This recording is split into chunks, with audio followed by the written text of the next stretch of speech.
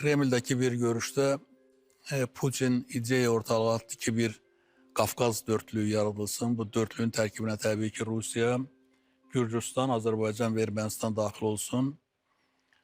E, Çünkü ya bu dörtlük Cənubi Qafqazdakı münaqişələri həm Dağlıq Qarabağ münaqişəsi həm də Gürcistanın Abxaziya və Şimali Osetiya münaqişələrin müzakirə eləsin, onların həllinə öz töhfəsini Yəni versin. nüfuzunu artırmaq istəyirdi, belə deyək. Təbii də yəni ki, buralar, bu ərazi deyək ki, mənim nəzarətimdədir. Bu son sözdə mən deməliyəm, kobud şəkildə desək.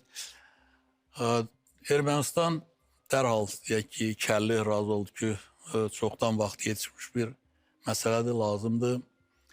Gürcistan belə neytral, yəni olsa da olar, olmasa da olar.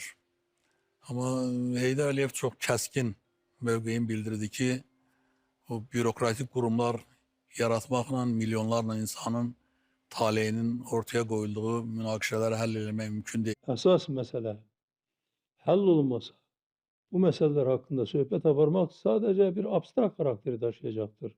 Söhbət apara bilərik, amma əməli iş görmək çox mümkün olmayacaqdır. Ona görə əsas məsələ həll olunmalıdır.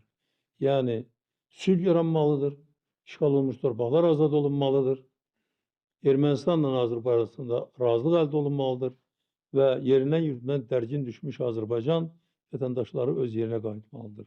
Əsas şərt budur. Bu olandan sonra minalar da təmiz olunacaqdır. Bu olandan sonra yollar da açılacaqdır. Bu olandan sonra iqtisadi əməkdaşlıq da olacaq.